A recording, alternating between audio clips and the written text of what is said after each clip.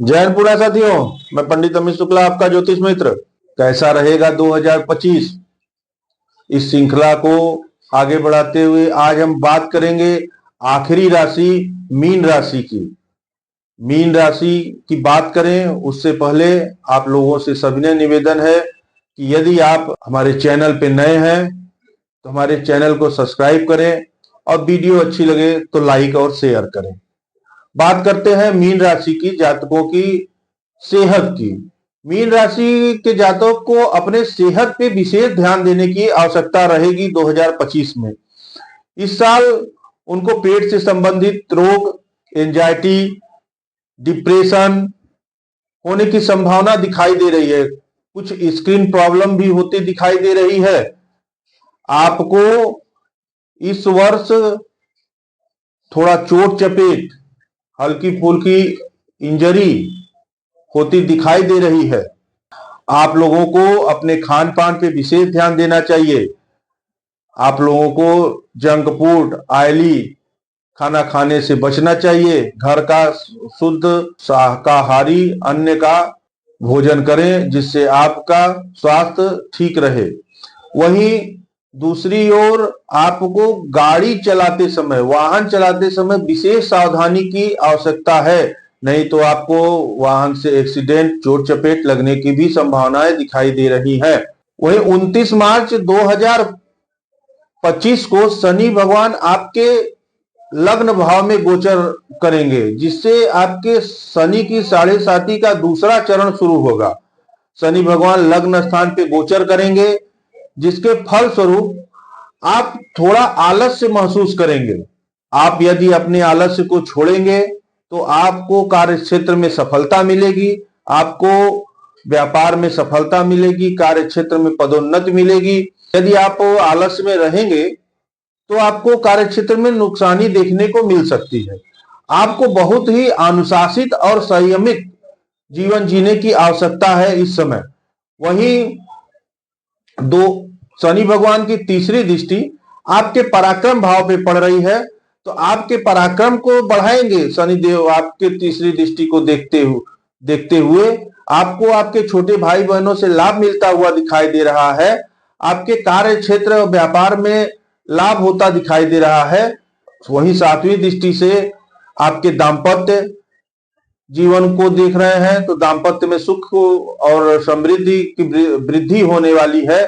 परंतु यहाँ साझेदारी या व्यापार में थोड़ा सा आपको मानसिक अशांति देखने को मिल रही है। इस दौरान आप साझेदारी पे थोड़ा सा ध्यान दीजिएगा। और वहीं दसम दृष्टि शनि भगवान की कार्य क्षेत्र में पड़ रही है, जो आपको अत्यधिक कार्य के भार से आपको दबाव महसूस होगा। आपको शारीरिक और मानसिक पीड़ा होता दिखाई देगा। आपको कार्य क्षेत्र में बहुत मेहनत करनी पड़ेगी। आपके कार्य क्षेत्र में परिवर्तन का भी योग बनता नजर आ रहा है, परंतु कार्य क्षेत्र में परिवर्तन करना उचित नहीं होगा। जून के बाद आप कार्य क्षेत्र में परिवर्तन कर सकते हैं। आपको कार्य क्षेत्र में कुछ लोग आपको गलत साबित करने के फिराक में होंगे, परंतु आप उनके ऊपर ध्यान न देते हुए आप अपने कार्य क्षेत्र में निरंतर मेहनत करते रहेंगे, तो आपको कार्य क्षेत्र से धन का लाभ और मान सम्मान की प्राप्ति होती दिखाई दे रही है। आप शनि के दूसरे साढ़े साती के से पीड़ित होंगे, तो थोड़ा सा आपको मानसिक दबाव और अनिद्रा का शिकायत होगा। कर्ज लेने से आप बचिए, किसी भी तरीके का कर्ज आप मत लीजिएगा। वहीं 14 मई को गुरुदेव, जो कि अभी आपके थर्ड हाउस पराक्रम हाउस पे हैं, वो आपके चौथे स्थान पे माता भूमि भवन सुख के स्थान पे आ जाएंगे, जो आपको थोड़ा सा रिलैक्स करेंगे। तो 14 मई के बाद आप थोड़ा सा अपने आप को तनाव महसूस करते हुए दिखाई देंगे। आपको आपके माता से आपका संबंध अच्छा होगा। आपको माता के द्वारा कुछ उपहार मिलता हुआ दिखाई देगा। वहीं गुरु देव का गोचर 14 मई को आपके चौथे स्थान माता भूमि भवन सुख के स्थान पे होने जा रहा है। 14 मई के बाद आपको आपके कार्य क्षेत्र में सफलता दिखाई दे रही है। आपको ज्ञान से लाभ होगा। आप अपने कार्य क्षेत्र में विशेष प्लानिंग करके चलेंगे तो आपको ज्यादा लाभ होगा।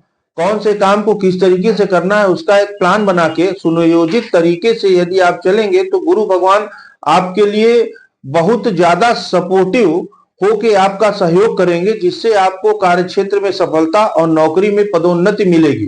वहीं गुरुदेव की 5वीं दृष्टि आपके अष्टम भाव पे पड़ती हुई नजर आ रही है, जिससे आपको कुछ रहस्यमयी गूढ़ विद्या सीखने की तरफ आप आकर्षित होंगे। आपकी रुचि होगी कुछ विद्याओं को सीखने में।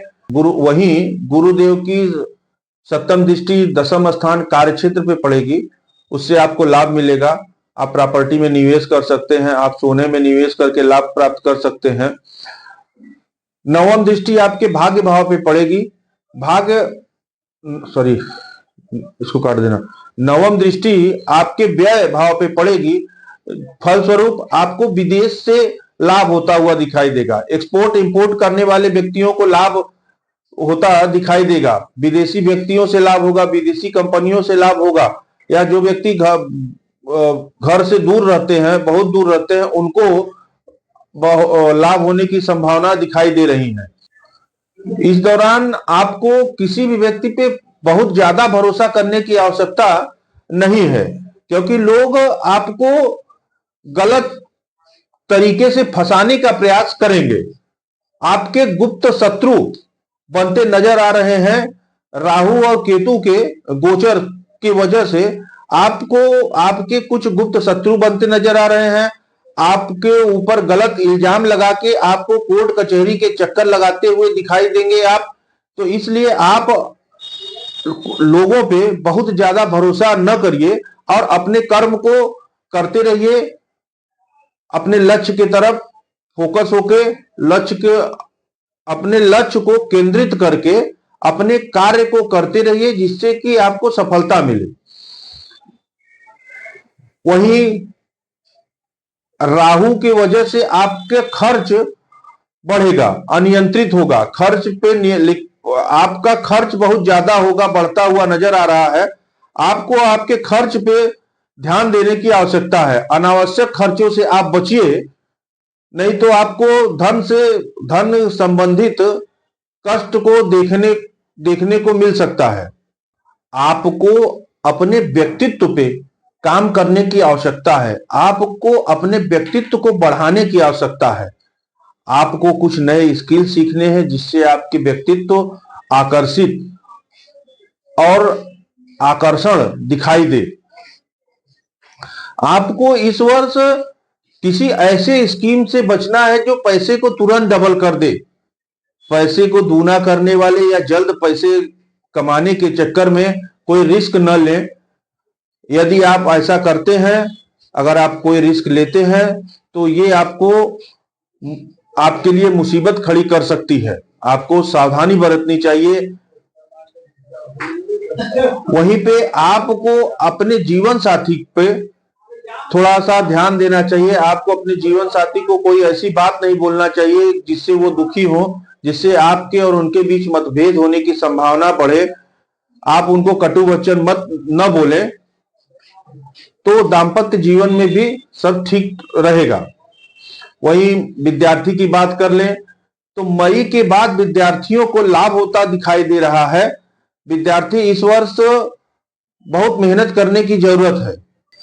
आपको इस मीन राशि वाले जातक इस वर्ष थोड़ा धैर्य बना के सुनियोजित तरीके से अपने कार्य को लक्ष्य बना के बिना किसी की बात सुने हुए अपने कार्य को करें और अनावश्यक बात विवाद किसी से न करें। मीन राशि के जातक आप लोगों को इस वर्ष धैर्य बना के अपने लक्ष्य पे केंद्रित होकर कार्य करने की आवश्यकता है। व्यर्थ के वाद विवाद से बचिए। बात कर लेते हैं कुछ उपाय की। मीन राशि वाले जातकों को भगवान शंकर का अभिषेक करना चाहिए। बंदर को गुड़ चना खिलाएं। दशरथ कृत शनि स्तोत्र का पाठ करें अन्य दान या किसी जरूरतमंद को भोजन कराएं, हनुमान चालीसा का पाठ करें, जिससे 2025 उनके लिए शुभ और ऐश्वर्य को बढ़ाने वाला हो। यदि आपको हमारी वीडियो अच्छी लगी हो तो लाइक करिए, और यदि आप हमारे चैनल पे नए हैं तो सब्सक्राइब करिए। आपको कुंडली परामर्श कराना है तो नीचे दिए गए नंबर पे संपर्क करें।